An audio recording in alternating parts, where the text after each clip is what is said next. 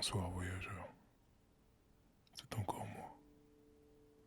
Il s'est passé des choses depuis la dernière fois, depuis l'église. Si tu es là, c'est que tu as décidé de venir avec moi, d'une certaine manière de m'accompagner. Et ça veut dire que ma quête est désormais aussi la tienne. Alors je pense qu'il me faut tout te raconter, sans rien omettre et sans rien enjoliver. Quand je suis parti de l'église, après le massacre, j'ai réussi à me hisser sur mon cheval et à fuir vers la ville voisine, au milieu de la mêlée et du chaos. Il m'a fallu plusieurs semaines pour me remettre, puis le temps de panser mes plaies, de recharger mes armes et de confirmer mes craintes. Tous les miens étaient morts. Et je n'avais plus qu'un objectif, la vengeance. Mais que faire et où aller? Je n'avais même plus trace de la bande de Randall. Alors j'ai posé des questions en ville et on m'a dit qu'une bande avait été aperçue, remontant vers le nord. C'était la seule piste que j'avais, alors sans aucune garantie. J'ai décidé de chevaucher aussi vers le nord, et de voir ce qu'il me réserverait. Après plusieurs semaines de route, je suis arrivé dans une petite ville miteuse. J'ai appris au salon que cette ville avait eu un avenir jadis. Elle aurait dû être un comptoir commercial. Mais la violence ambiante et la présence des Indiens avaient fait annuler le projet.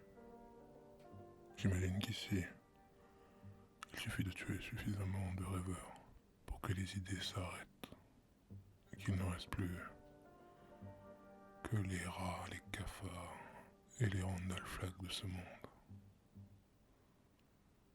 Les gens du saloon m'ont confirmé que la bande de Randall était passée par ici. Mais il y a des jours déjà. J'avais du retard. Alors comprenant qu'il n'y avait rien ici pour moi, j'ai repris ma route. À quelques kilomètres à peine du comptoir commercial ou de ce qui aurait dû l'être, je suis tombé sur un vieux campement, un mélange étrange entre une vieille cabane qui avait dû être un début de maison un jour et un jardin mal entretenu, mais vivant quand même. Là-bas, au loin, dans le jardin, à la lisière de la forêt, j'ai aperçu un vieil homme en train de couper des bûches, comme un diable. Comme si sa hache, bien ancrée dans ses deux mains, était tout ce qui comptait en ce monde, et qu'il la battait avec toute la force et la colère qu'un homme peut avoir en lui. C'était vraiment étrange. Personne ne coupe des bûches ainsi. Je me suis annoncé, j'ai salué de loin, prêt à toute éventualité. Mais le vieil homme n'était pas hostile. Quand il m'a aperçu, il a eu l'air gêné que je l'ai vu, lui et sa hache, maltraiter ce pauvre chêne. Il s'est présenté à moi et m'a dit qu'il s'appelait Lloyd. Lloyd avait un visage dur, mais des yeux dépourvus de méchanceté. Évidemment, les vies dures dans des endroits durs forgent des hommes durs. Il était le produit de son environnement. Mais je devinais à son regard qu'il était un peu comme moi et mes anciens camarades. Ce qu'il avait fait de mauvais, il l'avait fait pour de bonnes raisons. Si tant est que cela fasse la moindre différence. Lloyd avait toutefois l'air soucieux. Il m'a expliqué qu'une bande de cow-boys ivres avait enlevé son chien pour s'amuser. Il était quasi sûr qu'il l'avait croisé au comptoir et que Lloyd, ayant une réputation dans le coin, était devenu une sorte de défi pour eux. Ils avaient voulu voir s'ils pouvaient pousser le vieux cow-boy à bout et s'ils pouvaient l'obliger à montrer une nouvelle fois ce dont il était capable lorsqu'il était provoqué. Lloyd me dit que le chien était tout ce qui lui restait et qu'il n'avait maintenant plus aucune solution pour le récupérer. J'ai compris que quand Lloyd disait qu'il n'avait aucune solution, cela ne voulait pas dire qu'il n'aurait pas pu se battre pour le reprendre. Ce n'est pas qu'il ne pouvait pas, mais plutôt qu'il ne voulait pas. Alors voyant mon air interrogateur, il m'expliqua qu'il avait fait une promesse à quelqu'un il y a longtemps, quelqu'un qui n'était plus là, et que cette promesse était tout ce qui lui restait. La promesse de ne plus jamais s'abandonner à la violence pour régler ses problèmes. Je lui ai dit que les circonstances étaient un peu particulières pour tenir ce genre de promesse. Mais le vieux Lloyd me lâcha un regard qui me fit tout de suite comprendre qu'il n'avait aucune intention d'envisager ne serait-ce qu'une seconde d'y renoncer. Je ne saurais pas dire pourquoi, mais Lloyd m'intriguait. Peut-être était-ce parce que je venais de traverser moi-même des événements tragiques, ou peut-être était-ce le whisky. Mais j'ai dit à Lloyd que moi je n'avais pas fait ce genre de promesse, et qu'une goutte de sang de plus dans l'océan qui s'annonçait ne ferait pas une grande différence. Je lui ai donc dit que j'allais retrouver son chien et le ramener, et que s'il ne voulait pas fendre le crâne de ces gens comme il fendait ses bûches, il n'avait qu'à rester là et m'attendre.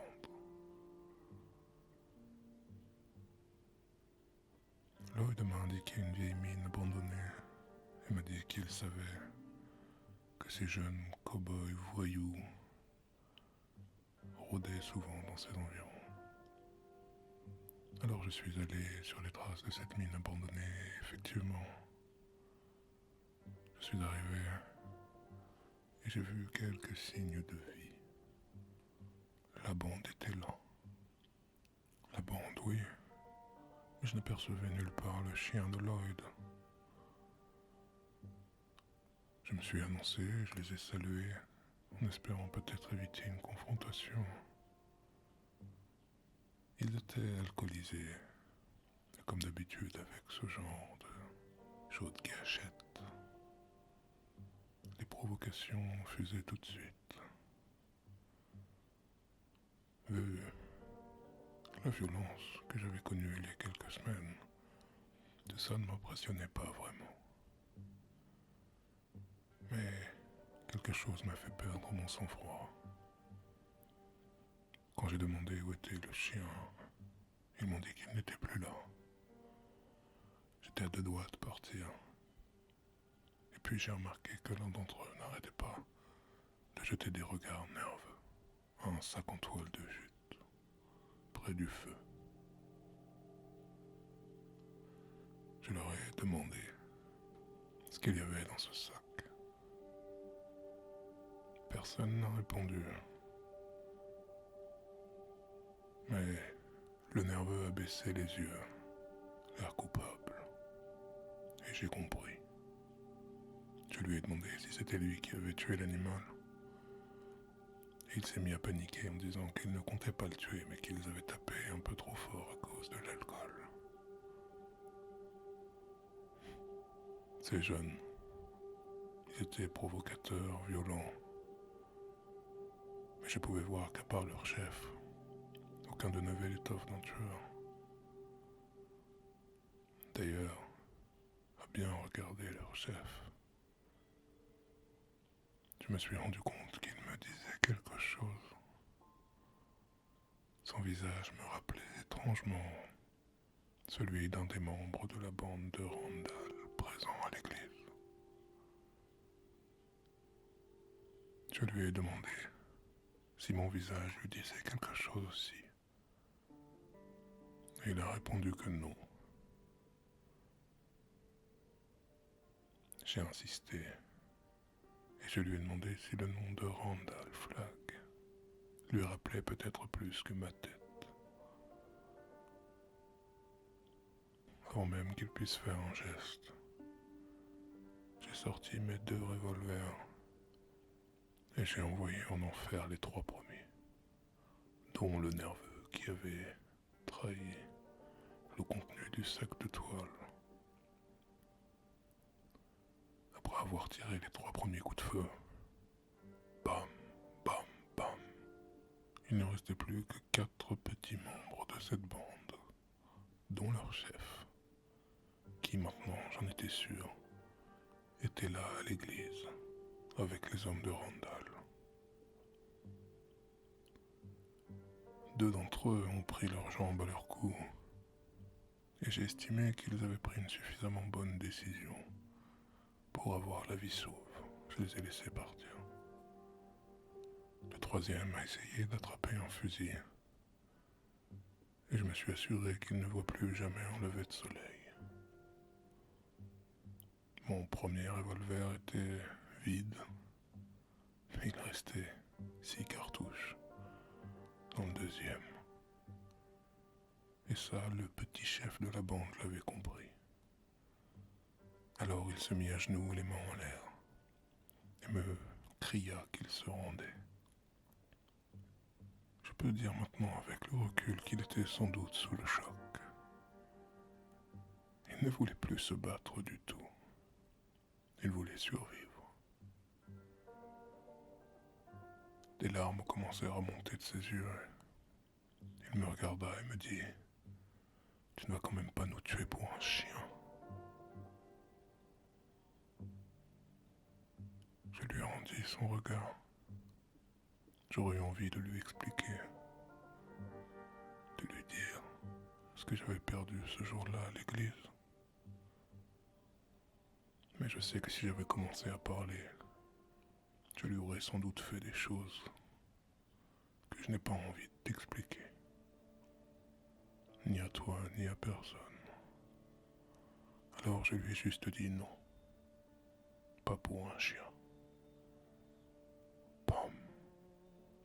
Et j'ai mis une balle entre ses 2 yeux, sans l'ombre d'un doute.